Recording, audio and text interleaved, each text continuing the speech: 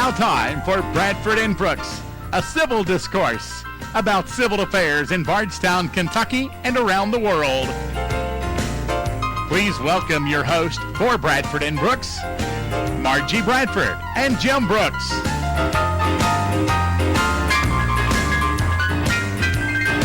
Now, get ready to enjoy a community forum to encourage citizen participation in the political process by the thoughtful discussion of political and civil issues.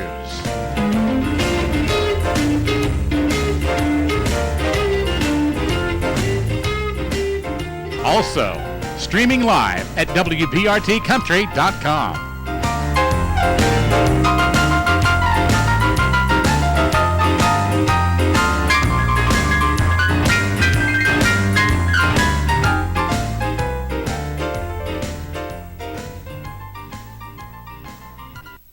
All right, you're back with Bradford and Brooks here on WBRT.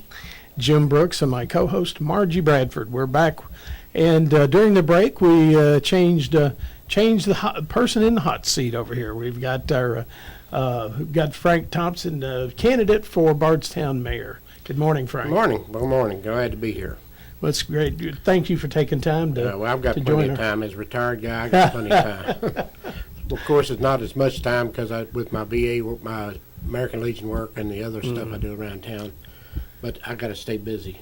Well, I was going to say that, Frank, that I know you through all the work you do through the American Legion. My dad and his brothers years ago were very dedicated to the Legion. Yes. And so anyway, thank you for your service to our community and service to others who serve. Yes. Well, that was part of the job that I had as I retired from the Navy. I started I was in the Seabees, which is the construction arm of the Navy.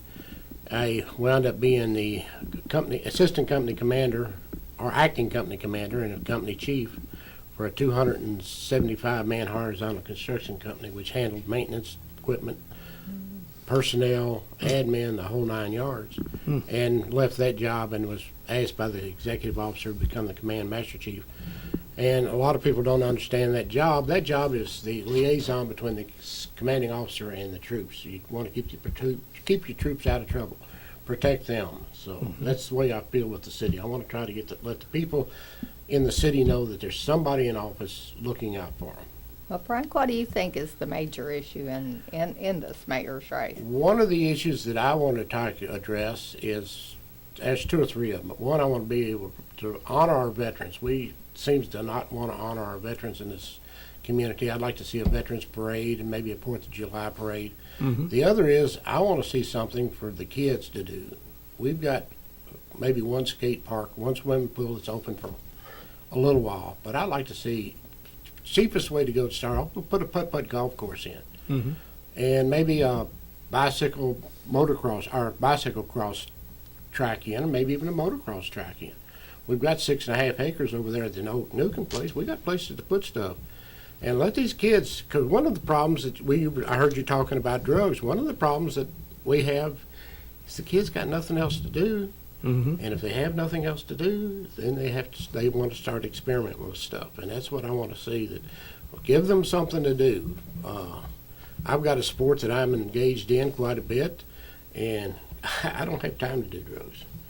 You know, even if I wanted to, I don't have time to do it. I'm always doing either reloading ammunition or cleaning guns or something, you know. But I shoot competitively. Well, let's put it this way. I shoot in a competitive league. I'm not that competitive anymore. But it's fun. I like to go out and just take the day off and have fun with friends of mine. And one of the guys says, "How many friends you got?" I said, "Well, my Facebook says I got 1,700 and some." I said, and they're from all the way around the world. I've got people that I met through shooting that are all the way around the world. My Navy veterans, friends that live around the country. I actually use Facebook to hook back up with my family. I lost track a lot of them. So. Just curious, what do you shoot? Are you shooting black powder? Or, No, I shoot a handgun. I shoot practical pistol. Oh, okay. I shoot, right now I'm shooting a gun I built myself as a 9mm in 1911. Really? Made it yourself? Yeah, I built it myself. That's cool. Hey. Yeah. What would you do differently from what the present administration may do? I would have to look at it. I can't say right offhand the immediate steps. One of the things I would do if I was elected mayor is the first thing I'd do, I'd want to get a one-on-one with each department head. Mm-hmm. So, all right, here, you're the guys we're paying to do this job. Let me know what kind of help you need. Let me know what all you need to do, and let's look at it that way. I said, because you're the people, I don't want to run the place. I'll be the figurehead and do the job I need to do. But I want you to do what your job is. You tell me if you need something, let's see if we can get it for you. And one of the things I'd like to do is take a look at our budget. Go back and say, hey, let's see if we can cut 5% off each budget. If it's available, let's see if we can do it. If it's not, then let's see what we can do. Well, City Hall is amazing to me because, and I don't think most people understand, that it's really kind of a series of independent businesses under correct. one roof, because you've It's- got the electric utility and all that encompasses as Yes. far as maintenance and Yes. new line construction and maintenance and upkeep. Then you have the sewer system That's correct. You got and the to- water. and the cable TV. And absolutely. And each has its own unique Right. needs. Right, it's got each one is, the city of Louisville years ago solved that problem. When they had LG&E, which was a city-owned electrical company and gas company, Right. and they still have their Metropolitan Sewer District and their Louisville Water Company. Right. And what that does is the profits they make over the year, they turn back to the city. Right. But, we don't have that option, but we have to look at how we're doing it. We look at our personnel. Is there a way we can do it cheaper, but do it as good? Undoubtedly, I saw in the paper where in a process of looking for a sewer, we hit somebody's gas line. Right. And, of course, I got to say that my brother-in-law used to work for LG&E Gas, and he used to dig in the city of Louisville, and he said, you'd be surprised what's under the streets there. He said, there's still streetcar tracks under all that pavement. Yeah. Well, in fact, I was having that conversation with one of the city engineers about the gas line. Well, it turned out the gas main was deeper than That's right. than they would have anticipated. And but it's helpful when LG&E was very cooperative. Yeah. And at their expense relocated that. Now, that's the situation. That's why you see that number 811 call before you do. Yes, there's a reason for that. Yeah. I used to work for a company that was a cable TV company, and they were down in Georgia. They were pulling two 6-inch fiber optic cables across this open field. Mm-hmm. And they had called a week ahead of time, mark it. And nobody marked it, so they struck off with their subsolar and whacked two major fiber optic cables. The company actually walked away. And I says, I can't do it because the insurance was going to cost them over $1 million to repair the line. Right. So they didn't have that money, so they just walked away from the project, just left everything and walked away.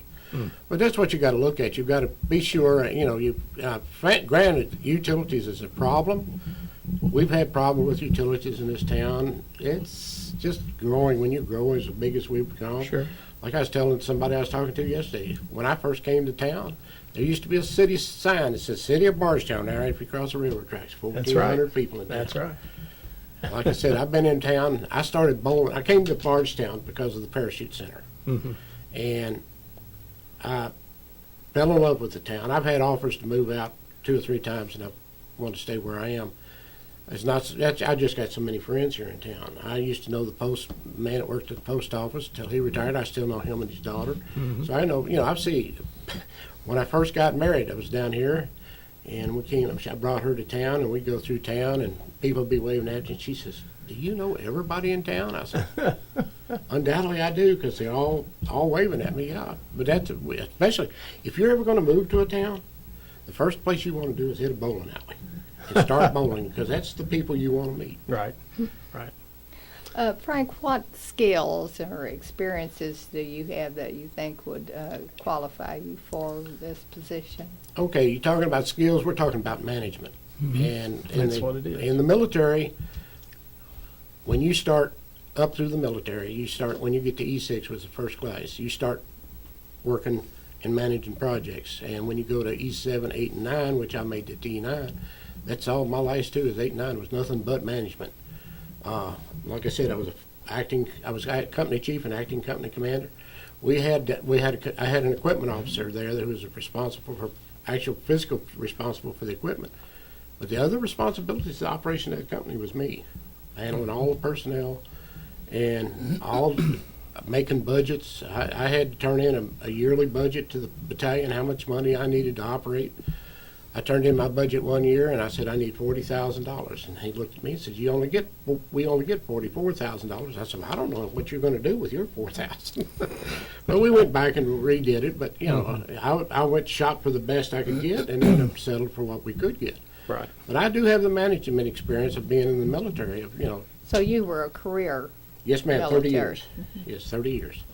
The only reason I got out is they said, you've reached your 30-year time limit and it's time to go. Of course, when I enlisted, a friend of mine and I were good buddies all the way through the military.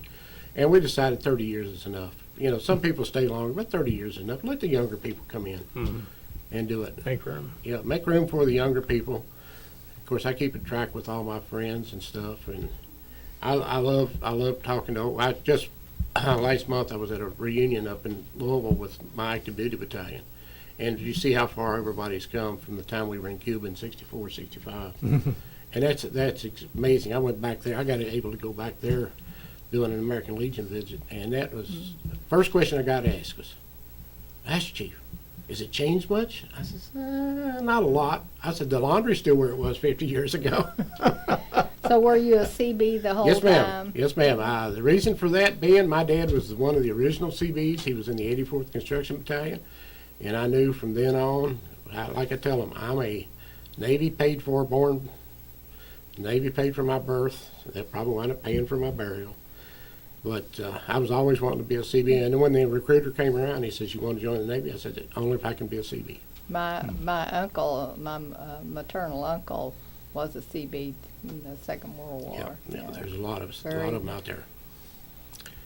We are very honored to have those. I saw a thing on Facebook the other day, and it's been floating around for a while, but they listed the special operations units for the military, except for the Air Force, and I got a friend of mine that's upset about that, one of our locals.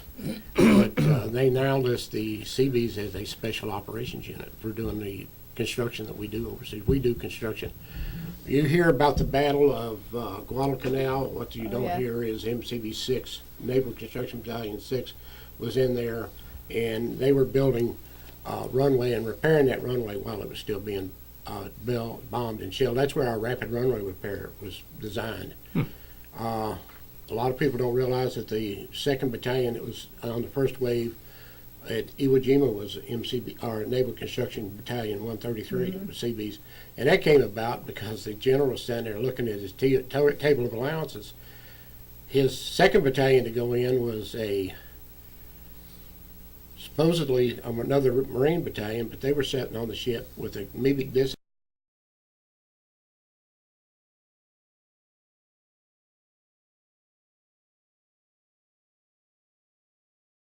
dysentery. And he looked at his table of allowances and says, CBs, they're Marine trained, send them. So they were in. That was one of the most costly battles for the CBs. We lost 192 people on that one. And of course we built and fought in Vietnam under conditions. Well, there's a small unit contingency that worked in Korea, and we just got some people back from Afghanistan again, and we're doing work in Bosnia, all over the world. Actually we're doing a lot of work. We just finished drilling a water well down in Colombia for the Pacific Rim, or the Southern Rim games and stuff. Well, Frank, you